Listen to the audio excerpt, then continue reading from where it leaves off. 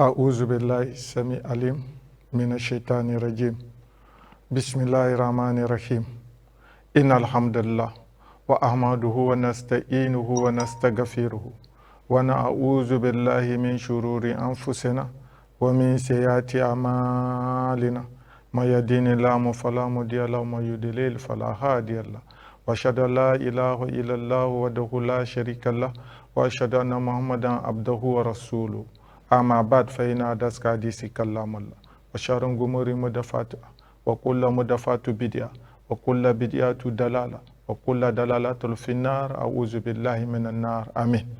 Chers frères et sœurs téléspectateurs et téléspectatrices de Speedline TV, nous vous présentons les salutations de l'islam. Assalamu alaikum wa rahmatullahi wa barakatuh. Les remerciements sont à Allah. Alhamdulillah, Alhamdulillah Rabbil Alamin, qui nous a permis d'avoir le souffle de vie et de répondre toujours à l'appel dans la propagation de sa parole, qu'Allah subhanahu wa ta'ala l'agrée pour nous. Et aujourd'hui, nous allons partager du thème les 10 meilleurs jours de l'année, c'est-à-dire les 10 premiers jours du mois de Zulhijjah et le jour d'Arafat. C'est-à-dire, c'est toujours dans les 10 meilleurs jours de l'année que se trouve le jour d'Arafat, qui est le 9e jour, et le 10e jour de Zulhijjah, qui est le jour où on immole le jour de l'Aïd, le jour de la fête. Comme vous savez, Allah subhanahu wa ta'ala nous a accordé beaucoup de grâces, et il nous montre beaucoup de signes, et il nous oriente dans le temps. Et par ces temps, vous allez voir que pendant Ramadan, il nous a montré les 10 meilleures nuits. C'est-à-dire, c'est les 10 dernières nuits du mois de Ramadan. Maintenant, Allah subhanahu wa ta'ala nous montre encore qu'il y a aussi les meilleurs jours. Et les 10 meilleurs jours, c'est les jours des premiers jours du mois de Zulhijjah.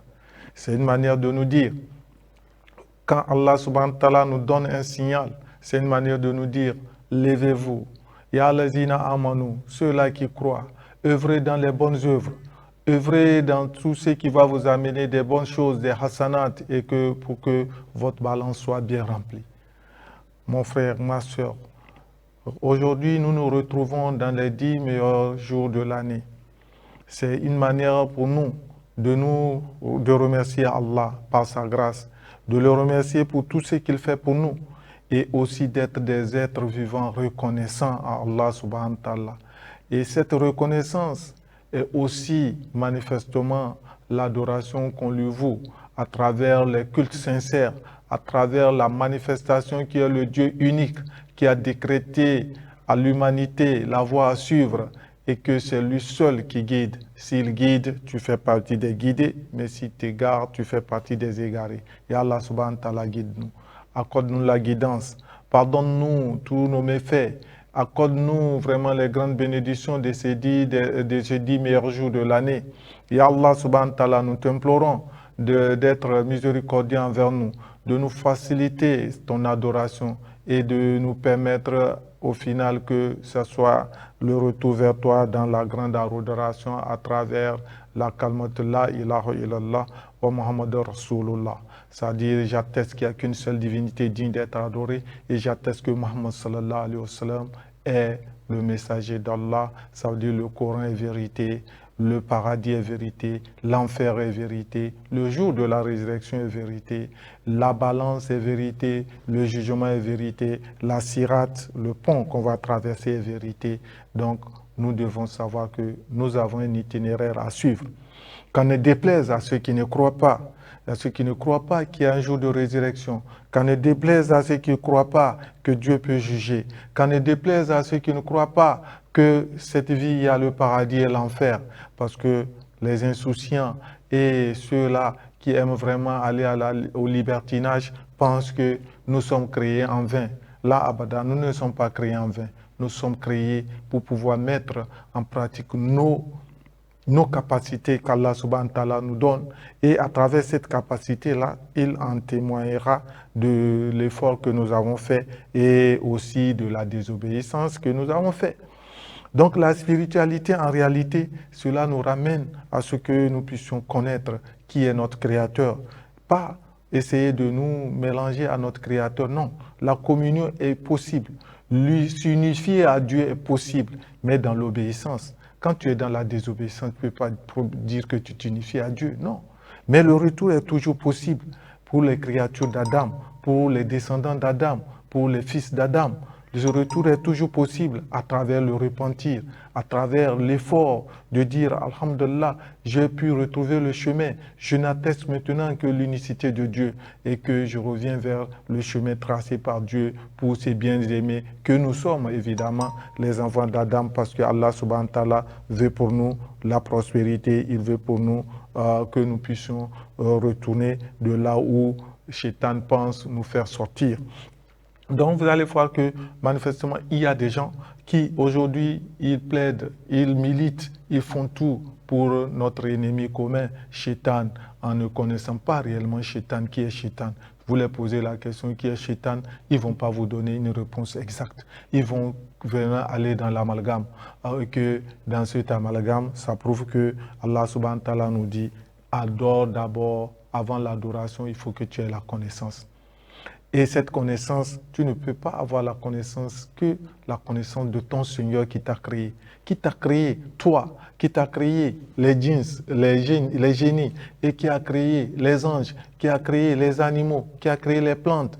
Tout cela, il a mis une harmonie, un ordre dedans. Et dans cet ordre, il nous a placés, nous les humains, comme étant ces califats, ça veut dire ces représentants, ceux-là qui vont gouverner, ça veut dire ceux-là qui vont montrer la voie à suivre, ceux-là à qui réellement le rôle et la mission est de montrer réellement que voilà l'ordre que vous devez établir dans cette nature, voilà l'ordre que vous allez établir dans cet univers et voilà ma parole que vous devez suivre parce qu'il n'y a pas, aujourd'hui quand tu paies un appareil, tu as besoin des écrits qui montrent le fonctionnement. Et c'est à travers cela qu'Allah subhanahu wa ta'ala a fait descendre beaucoup de testaments pour nous montrer quel fonctionnement les humains vont avoir pour vivre en harmonie et en paix dans cette nature, dans cet univers, à travers beaucoup d'écritures. La Torah, le Zabour, c'est-à-dire les psaumes de David, l'évangile de Jésus, le Coran qui vient compiler tout cela, et que à travers cela, nous devons être des hommes qui sont clairvoyants, pas des gens qui parlent sans science. Parce qu'aujourd'hui, quand tu parles de religion, d'autres pensent que tu fais partie de celui-là qui ne comprend rien de la spiritualité. Or, en réalité, ceux-là qui condamnent la religion, c'est ceux-là qui ne comprennent pas rien de la spiritualité. Il faut comprendre que la religion de Dieu, elle est unique, elle n'est pas divisée, elle est toujours à un seul câble. Et cette unité-là, c'est d'en n'adorer qu'une seule divinité et ne lui associer rien et quoi que ce soit. Est-ce que c'est manifestement votre projet, c'est manifestement votre croyance? Là, Abada, beaucoup ne sont pas sur ce terrain. Beaucoup sont sur un terrain où il faut promouvoir l'homme qui peut être Dieu et que l'homme est l'égal de Dieu et que l'homme ne doit vivre sans rien qu'on lui demande. Quand tu te trompes, parce que la réalité est là et l'évidence est là, on demandera compte. Si Dieu dit, toute âme goûtera à la mort. C'est une évidence. Toute âme goûtera à la mort. Donc, quand déjà cette évidence est là et que personne ne peut se détourner de cela, d'autres vont parler de réincarnation. Mais dans réincarnation, dans quoi? Et dans quelle chose? Qu'est-ce que vous avez pu trouver dans cette réincarnation que vous pouvez justifier? Il n'y a pas. Donc, allez-y dans la réalité et n'allez pas dans tout ce qui va vous faire perdre le temps inutilement. Parce qu'aujourd'hui, le vrai langage et le bon discours, c'est ça qui satisfait. Mais la vérité, elle est toujours là, et que cette vérité nous invite réellement à manifestement comprendre que nous sommes créés pour l'adoration d'un Dieu unique et que ce Dieu unique nous donne un rendez-vous. Ce rendez-vous sera pour chacun de nous la mort. Et à l'époque de ta mort, on te demandera compte de comment tu as vécu sur terre, la richesse que tu as eue, comment tu l'as utilisée, et ta jeunesse, comment tu l'as fait, comment tu as fait tes rapports avec les humains. Tout cela, on te demandera ça, cela, avant que on attend maintenant le jour du jugement. Mais tu auras un premier jugement depuis la tombe et il y aura un écrit qui sera mis sous ton cou, comme le collier qu'on donne aux prisonniers quand on met les crimes qu'ils ont faits et les bienfaits qu'ils ont faits. Tu le diras et tout sera écrit. Qu'Allah subhanahu wa ta'ala fasse que nos écrits soient des bonnes écritures, que nous manifestons tout cela. Donc, c'est à travers cela qu'on vous dit qu'il y a des meilleurs jours de l'année. Et nous sommes présentement dans les meilleurs jours de l'année. Nous avons dit tout à l'heure qu'il y a les meilleures nuits de l'année et que les meilleures nuits de l'année, c'est les derniers jours du mois de Ramadan. Maintenant, nous sommes dans le 12e jour, dans le 12e mois de l'année lunaire et que dans le 12e mois de l'année lunaire, les 10 premiers jours de ce mois, qui est le mois de Zulhijjah, sont les meilleurs jours de l'année. Qu'Allah subhanahu wa ta'ala nous accorde vraiment la chance de vivre avec aisance cela pour que nous puissions être des gens qui vont vraiment mériter le grand plaisir dans l'adoration et que nous puissions être des serviteurs d'Allah dans la bonne cause, c'est-à-dire la cause d'une adoration sincère. Qu'est-ce qu'il faut faire dans les 10 meilleurs jours de l'année?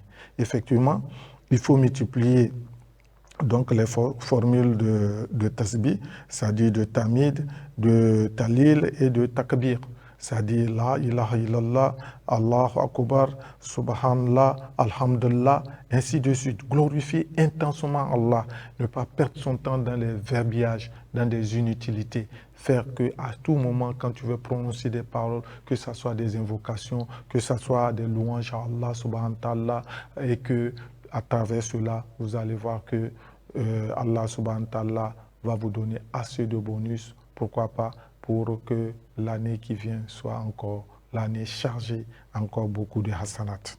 Maintenant, en dehors de ça, il faut jeûner. Il faut jeûner dans les meilleurs jours de l'année. Meilleurs jours de l'année, il faut jeûner. Il faut faire des bonnes œuvres. Il faut renforcer les liens de parenté.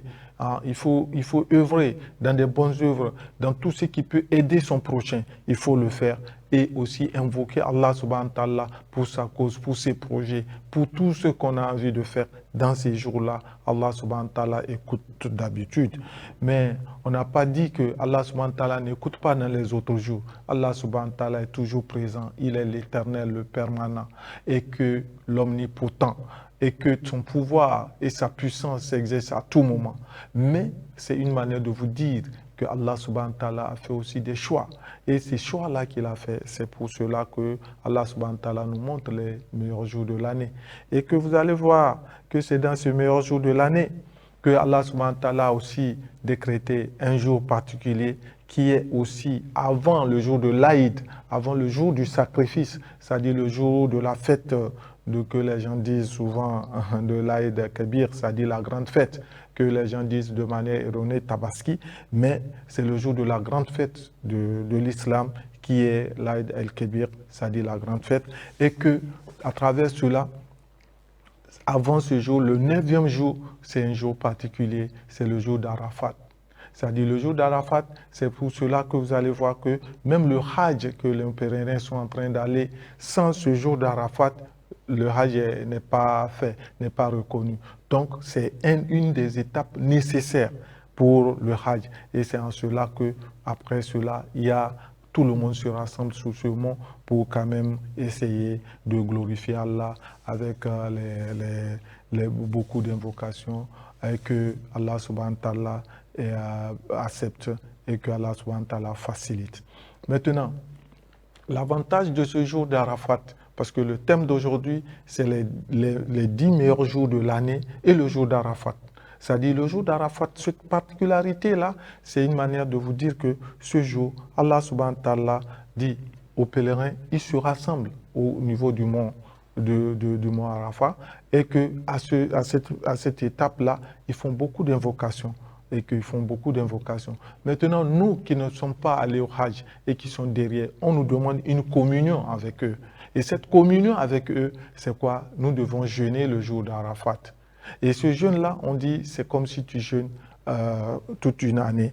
Donc, Allah subhanahu wa ta'ala nous a fait face des péchés antérieurs et les péchés du futur. Donc, c'est une manière de nous dire que ce jeûne est aussi important. Ce jeûne est important. Maintenant, quand d'autres vont dire, mais c'est quoi Arafat? Dans l'étymologie arabe, Arafat, comme vous voyez, c'est une montagne, on dit le mot Arafat, mais dans l'étymologie arabe, ça dit ce mot, ça veut dire rencontre, rencontre.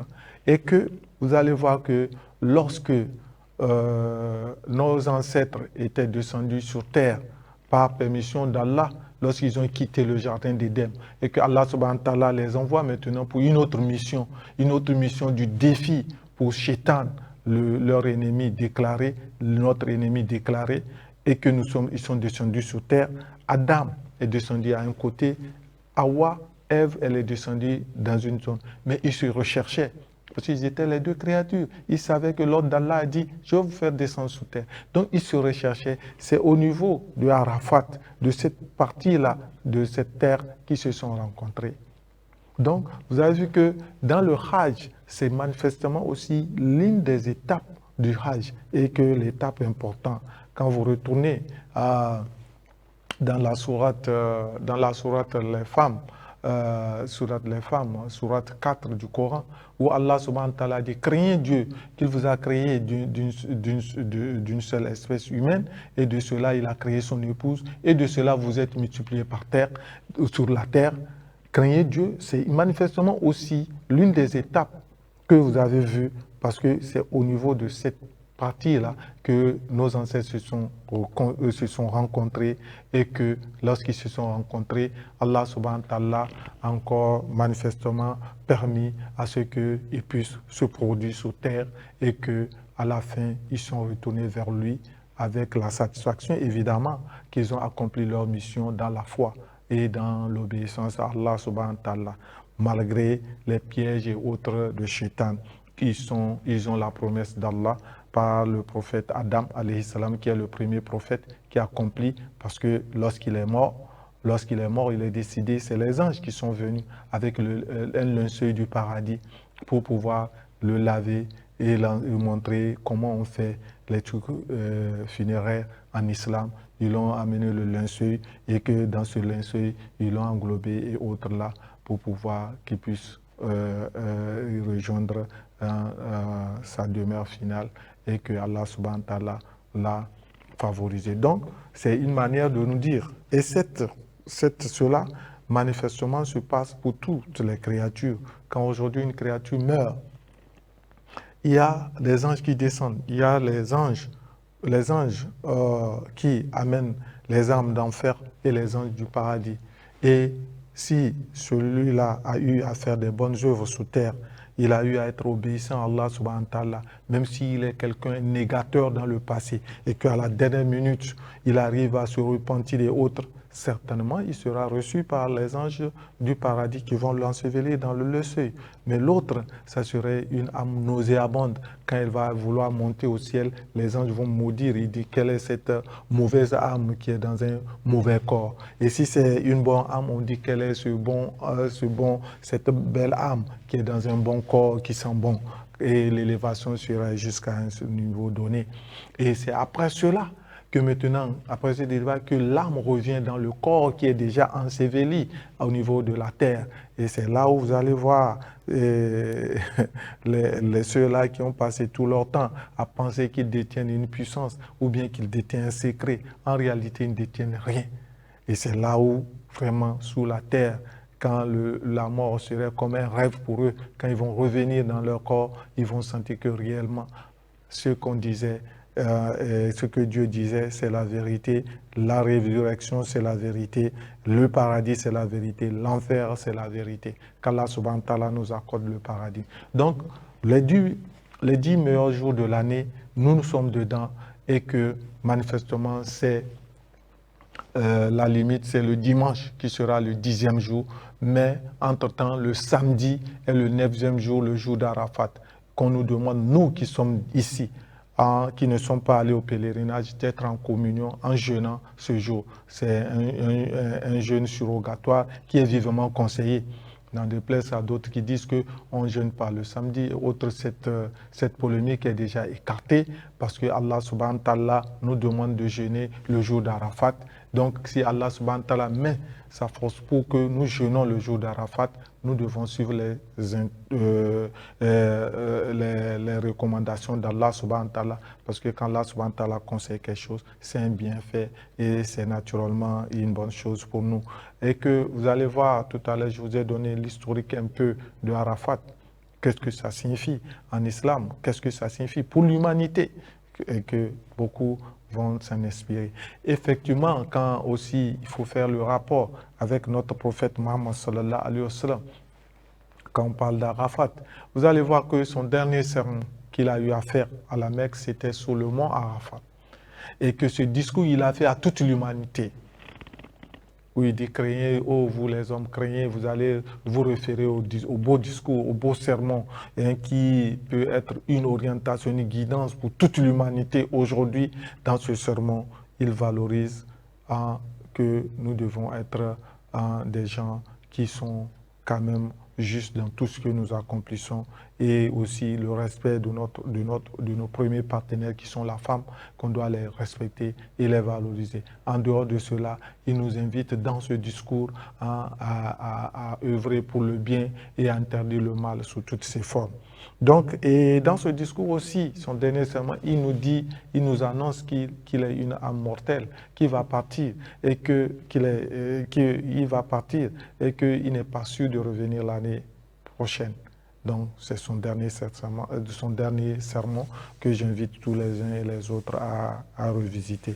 Donc, nous devons être de ceux-là qui, manifestement, doivent comprendre que la spiritualité, ce n'est pas un hasard. La spiritualité, ce n'est pas un jonglage. La spiritualité a un début et cette spiritualité continue toujours à travers des éléments clairs et nets, sauf ceux-là qui ne comprennent pas.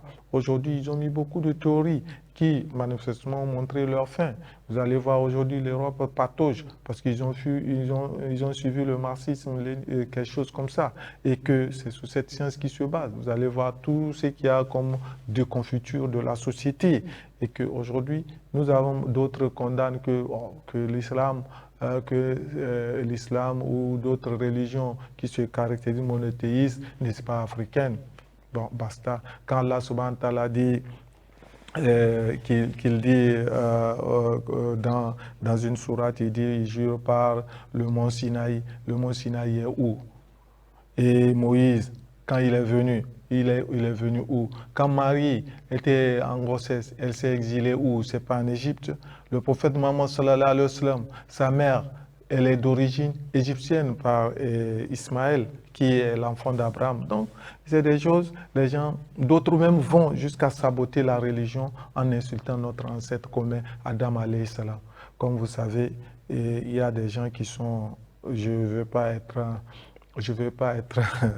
un peu méchant, mais il y a des bâtards qui, à tout moment, ils reviennent toujours sous les pas de leurs ancêtres bâtards. Qu'Allah subhanahu wa ta'ala nous en éloigne de cette bassesse-là. Parce que tu parles mal de ton ancêtre et tu défends l'ennemi de ton ancêtre, c'est grave.